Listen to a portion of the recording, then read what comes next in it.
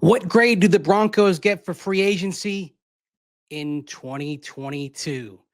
Mace here to look back at that free agency class because, look, it's futile to grade the Broncos in free agency for this year. We don't know. Any grading right now, it's pointless because, of course, they took care of their needs. Of course, they got the linebacker they needed. They got the safety who can make game-changing plays. They took care of business they need to take care of, at least in the short run, but you don't know how it's going to go. It's as pointless as grading a draft the day after the draft. So let's take that same approach to free agency as we do the draft. I believe you don't grade a draft until 3 years later. So let's grade free agency 3 years later. And this is a really interesting class to grade because this was the second off season for George Paton as general manager, but it was the Nathaniel Hackett off season and it was the Russell Wilson off season. So at this moment, expectations were high for the Broncos. Expectations were for a fairly quick and swift turnaround.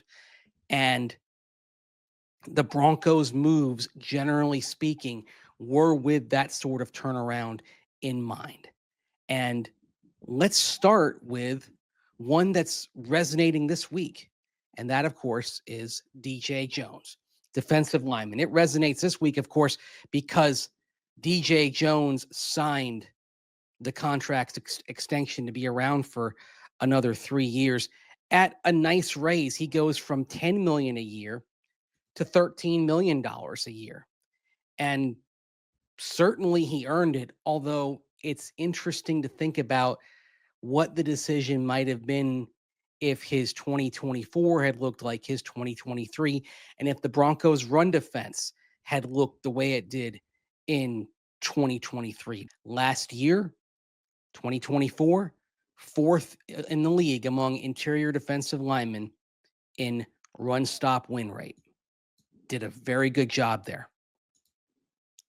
And more importantly, perhaps, or not more importantly, but as importantly, contributed positively to the chemistry of the room, something that Zach Allen pointed out the day after the season. Yeah, no, DJ was huge for us. I mean, he honestly, it's been, he's one of my favorite teammates ever, both off the field and on. What he does for us on first, second down is huge. And the energy he just brings to work every day is awesome. So, obviously it's a business, but selfishly, I'd love to keep playing with him. So DJ Williams played out his contract.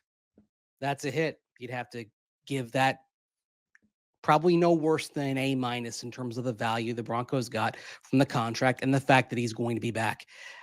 An A+ in terms of value for Alex Singleton, who was brought in from Philadelphia in the 2022 free agency class. And he was more than the Broncos expected him to be. When they brought him in, the intention was for him to provide depth and special teams presence. The intended starting linebacker duo in 2022 was Jonas Griffith and Josie Jewell. Week 1, Josie Jewell injured. Alex Singleton starts. But when Jewell returns to the lineup 2 weeks later, it's Jewell and Griffith.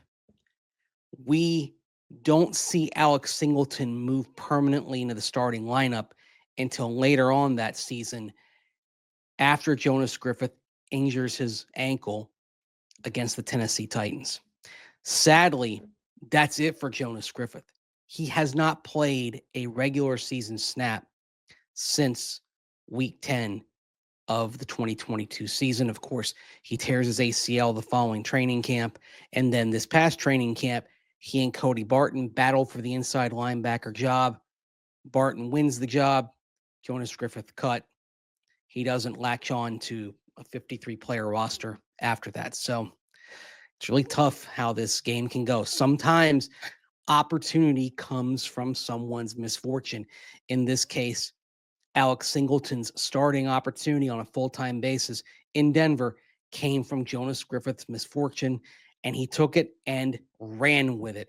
Alex Singleton's contract, when he signed it with the Broncos, is 1 year, $1.15 million. So fairly minimal contract, backup type of money. He signs an extension after the season, and so he's on his second contract. He is in the final year of that 3-year contract. The returns have been excellent. Of course, he had the ACL injury last year, but the Broncos are getting pretty good value from Alex Singleton. Of course, he was a team captain this past year, so even though he was injured, he was still providing some presence. You're obviously frustrated with the injury, but in terms of grading him as a free agent pickup in 2022, A+, because $1.15 million, he ends up becoming a pretty decent starter that year, and you end up keeping him around. You can't ask for more. A little bit of a disappointment that year in terms of signees was K'Wan Williams. The Broncos were counting on him to be a quality nickelback addition. He didn't do badly, but did not quite live up to the havoc-wreaking reputation that he had with San Francisco. And injuries caught up to him after that. What was interesting, of course, is one of the reasons the Broncos brought him in was because the previous nickelback, Bryce Callahan, had struggled with injuries. They were hoping that K'Wan Williams would be a little bit more healthy, a little bit healthier and more durable at the position, but that proved not to be the case. And you get to 2023, K'Wan Williams doesn't play at all. So that ends up being kind of a miss with an asterisk because you have injuries involved with that. Then you go to sort of the quick hit signees, because you have some guys that, you know, they were just kind of fringe players and they were cut, or maybe they didn't play very much. So like guard Ben Braden doesn't end up playing a snap, no charge against the cap, so no harm, no foul. Safety J.R. Reed, minimum contract, gets cut, doesn't cost you anything against the cap. Josh Johnson, the well-traveled backup quarterback, he was somebody the Broncos brought in that free agency class. He ends up losing the backup battle to Brett Rippon, and Brett Rippon, by winning that job, got to start a couple of games that year. The Broncos were 1-1 in those games. Josh Johnson actually ended up getting some playing time later on as he moved on, but not, of course, in Denver. Eric Tomlinson, blocking tight end, 1 year, $1.435 million.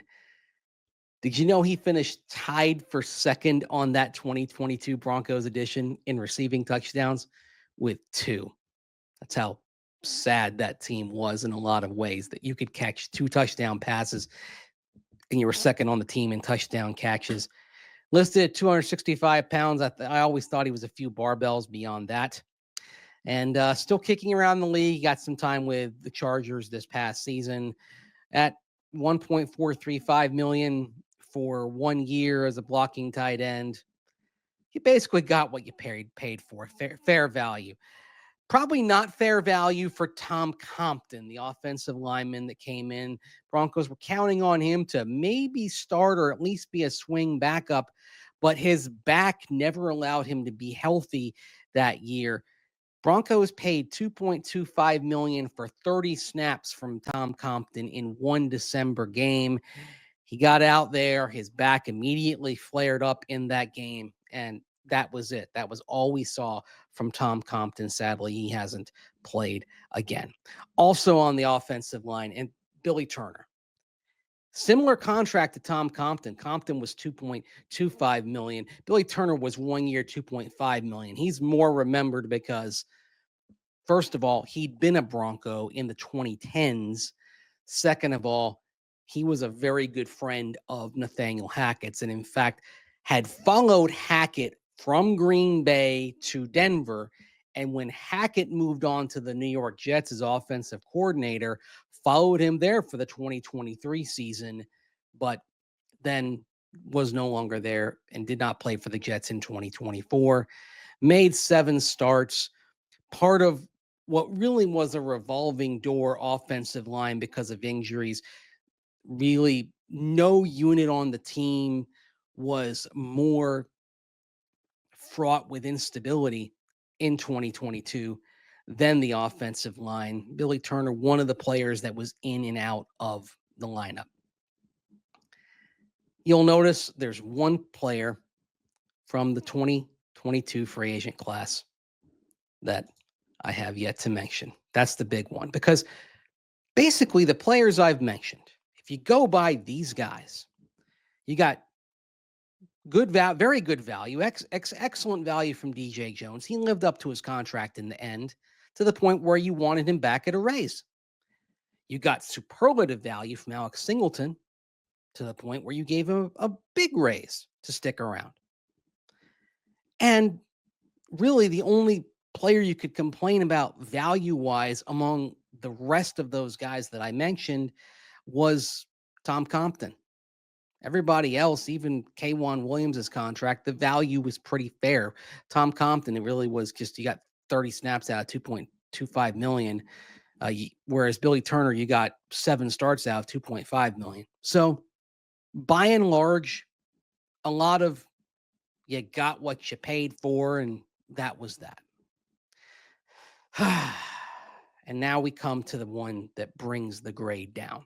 I think I'd be talking about an A-, no less than a B+ for the 2022 free agent class, if not for Randy Gregory. It's the elephant in the room here. Now, I do want to preface all this with talking about some of the mental health issues that Randy Gregory has been open about. And it's something he's talked about, the struggles that he's had. And certainly these are part of the things that have basically led to him now being out of football, and part of what caused some of his issues with falling into the league's substance abuse program earlier in his career, leading to substance abuse suspensions back when he was with the Dallas Cowboys. But this was, in free agency, the biggest miss of George Paton's time. And it's why, despite the Alex Singleton, DJ Jones successes, you've got to downgrade the 2022 free agency class. Basically, this is not unlike doing very well on quizzes, midterms, but the final being 50% of the grade and bombing the final. It's going to have an outsized effect, because whereas DJ Jones was the 3-year, $30 million contract, Randy Gregory was 5 years, $70 million. Although the key number is that $28 million was guaranteed. DJ Jones had a significantly smaller guarantee than that. You end up paying DJ Jones all $30 million because he earned it. Randy Gregory, you had $28 million, and you basically paid close to that. The 49ers end up paying a little bit of that because the Broncos traded him to San Francisco. They managed to find somebody to take just a little bit of that contract in 2023. Broncos end up paying out $27.16 million, according to the data from overthecap.com. $27.16 million paid out to Randy Gregory for 3 sacks over 10 games. So the Broncos paid out $9.053 million per sack on Randy Gregory. Not good. Not good. Not good at all. He did, when I caught up with him at Super Bowl 58, of course, he got traded to San Francisco and ended up playing in the Super Bowl at the end of that year. He did have good things to say about the Broncos and specifically about the man who gave him that contract, and that's general manager George Paton, who, of course, helped get the trade that delivered him to San Francisco and gave him the balance of that season with the eventual NFC champions. I can honestly say that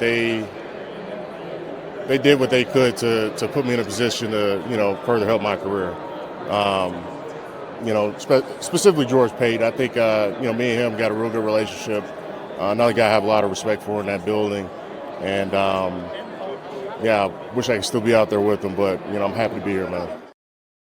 Indeed, happy to be there. And as we sit here today, Randy Gregory's last game remains Super Bowl 58. He signed with Tampa Bay last offseason, didn't show up for OTAs, didn't report for training camp. At this moment, that's still the last game for Randy Gregory. So you have to factor that in. I'm still going to be generous and say the grade for the 2022 Broncos free agency class, a B-, because you've had such success from DJ Jones and Alex Singleton, because they're still around and all goes well. DJ Jones will be around for at least another couple of years. Seeing him sign that contract, the Broncos put a video out this week. Lots of happy moments, lots of sweet moments. So it's good to see that. It'll be good to have him around the locker room.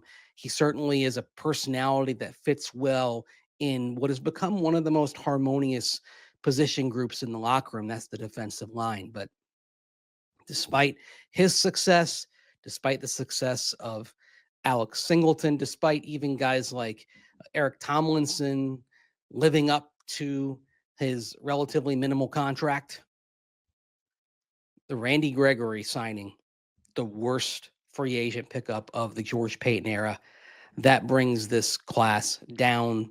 It would have been a pretty stellar class if not for that, but it's the anvil that leads this grade to be B-. And yeah, I'm probably being generous. I think maybe if I were being a bit sterner, I'd say this was probably a C, but I'm feeling benevolent right now. How would you grade the Broncos 22 free agency class?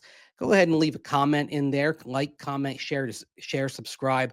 I'll have some more videos in here, just whatever I'm thinking about randomly in these brain dump sessions. And of course, if you want to get more from me and Cecil Lammy, go watch Orange and Blue today over at the Denver Sports Digital channels. And of course, the Denver Sports Digital channel right over on YouTube. Like, comment, share, subscribe to that as well. So wherever you are, have a good day, good night. Thanks for watching and joining me on this edition of the Broncos Brain Dump. Take care. Bye-bye.